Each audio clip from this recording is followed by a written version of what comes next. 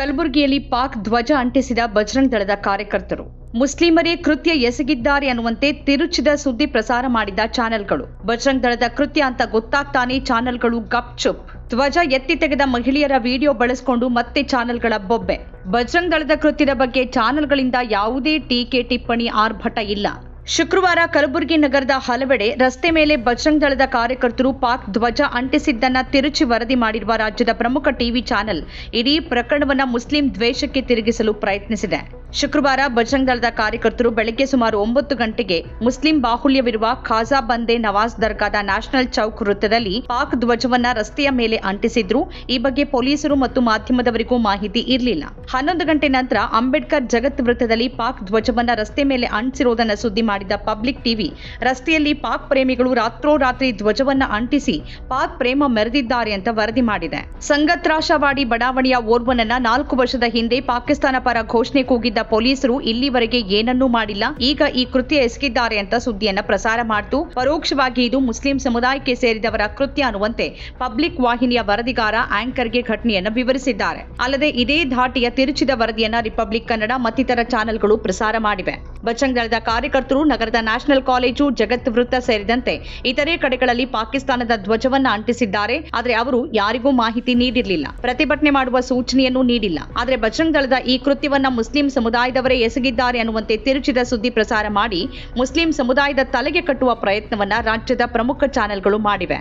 ಆದರೆ ಪೊಲೀಸರು ತಕ್ಷಣ ಕಾರ್ಯಪ್ರವೃತ್ತರಾಗಿ ಪಾಕಿಸ್ತಾನದ ಧ್ವಜ ಅಂಟಿಸಿದವರು ಬಜರಂಗ ದಳದವರು ಅನ್ನೋದನ್ನ ಪತ್ತೆ ಹಚ್ಚಿದ್ದಾರೆ. 6 ಮಂದಿ ಬಜರಂಗ ದಳದ ಕಾರ್ಯಕರ್ತರನ್ನ ವಶಕ್ಕೆ ಪಡೆದಿದ್ದಾರೆ. ಸ್ಥಳಕ್ಕಾಗಮಿಸಿದ ಗುಪ್ತಚರ ಇಲಾಖೆ ಸಿಬ್ಬಂದಿ ಮತ್ತು ಬ್ರಹ್ಮಪುರ ಠಾಣೆ ಪೊಲೀಸರು ಅಂಟಿಸಿದ ಧ್ವಜವನ್ನ ತೆರವುಗೊಳಿಸಿದ್ದಾರೆ. ಭಯೋತ್ಪಾದನಾ ಕೃತ್ಯ ಖಂಡಿಸಿ ವಿವಿಧ ಸಂಘಟನೆಗಳು ವಿವಿಧ ರೀತಿಯಲ್ಲಿ ಪ್ರತಿಭಟನೆಗಳನ್ನ ನಡೆಸುತ್ತಿವೆ.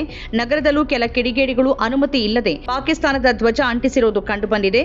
ಸದ್ಯಕ್ಕೆ ಅನುಮತಿ ಪಡೆಯದೆ ಪ್ರತಿಭಟನೆ ನಡೆಸಿದ 6 ಮಂದಿ ಬಜರಂಗ ದಳದ ಕಾರ್ಯಕರ್ತರನ್ನ ವಶಕ್ಕೆ ಪಡೆಯಲಾಗಿದೆ ಅಂತ ನಗರ ಪೊಲೀಸ್ ಆಯುಕ್ತ ಡಾಕ್ಟರ್ ಶರಣಪ್ಪ ಎಸ್ಟಿ ಅವರು ತಿಳಿಸಿದ್ದಾರೆ. ಈ ಮಧ್ಯೆ ನಗರದ ಹಫ್ತ್ ಗುಂಬಜ್ ಪ್ರದೇಶದಲ್ಲಿ ಬಜರಂಗ್ ದಳದ ಕಾರ್ಯಕರ್ತರು ಅಂಟಿಸಿದ್ದ ಪಾಕ್ ಧ್ವಜವನ್ನ ಇಬ್ಬರು ಮಹಿಳೆಯರು ತೆಗೆದುಹಾಕಿದ್ದಾರೆ. ಜಗತ್ ವೃತ್ತದಲ್ಲಿ ಅಂಟಿಸಲಾದ ಪಾಕ್ ಧ್ವಜವನ್ನ ಪೊಲೀಸರು ತೆಗೆದುಹಾಕಿದ್ದಾರೆ. ನಗರದ ವಿವಿಧೆಡೆ ಪಾಕಿಸ್ತಾನದ ಧ್ವಜವನ್ನ ಅಂಟಿಸಿದವರು ಬಜರಂಗ್ ದಳದವರು ಅಂತ ಗೊತ್ತಾಗ್ತಿದ್ದಂತೆ ಮೊದಲು ಆ ಕೃತ್ಯವನ್ನ ಮುಸ್ಲಿಮರ ಕೆಲಸ ಅನ್ನುವಂತೆ ಪ್ರಸಾರ ಮಾಡಿ ಗುಲ್ಲೆಬ್ಬಿಸಿದ್ದ ಟಿವಿ ಚಾನೆಲ್ಗಳು ತೆಪ್ಪಗಾಗಿವೆ. ಆಗ ಈ ಚಾನೆಲ್ಗಳಿಗೆ ಬಜರಂಗಿಗಳು ಅಂಟಿಸಿದ್ದ ಧ್ವಜ ತೆಗೆದ ಇಬ್ಬರು ಬುರ್ಖಾಧಾರಿ ಮಹಿಳೆಯರ ವಿಡಿಯೋ ಸಿಕ್ಕಿದೆ.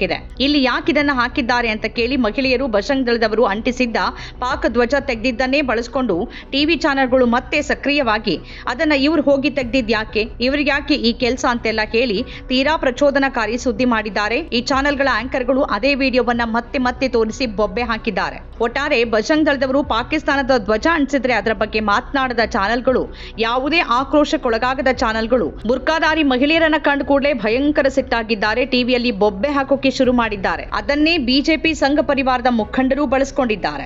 ನಮ್ಮ ಕಾರ್ಯಕ್ರಮಗಳನ್ನ ನೀವು ನೋಡ್ತಾ ಇದ್ರೆ ನಮ್ಮ ಚಾನೆಲ್ ಅನ್ನ ಸಬ್ಸ್ಕ್ರೈಬ್ ಮಾಡಿ, ಪಕ್ಕದ ಬೆಲ್ ಐಕಾನ್ ಒತ್ತಿ ನಮ್ಮನ್ನ ಬೆಂಬಲಿಸಿ. ಹಾಗೆ ನಮ್ಮ ಕಾರ್ಯಕ್ರಮಗಳನ್ನ ಲೈಕ್ ಮಾಡಿ, ಕಮೆಂಟ್ ಮಾಡಿ, ಅದನ್ನ ಬೇರೆಯವರಿಗೂ ವಾಟ್ಸ್ಆಪ್ ಮೂಲಕ ಶೇರ್ ಮಾಡಿ.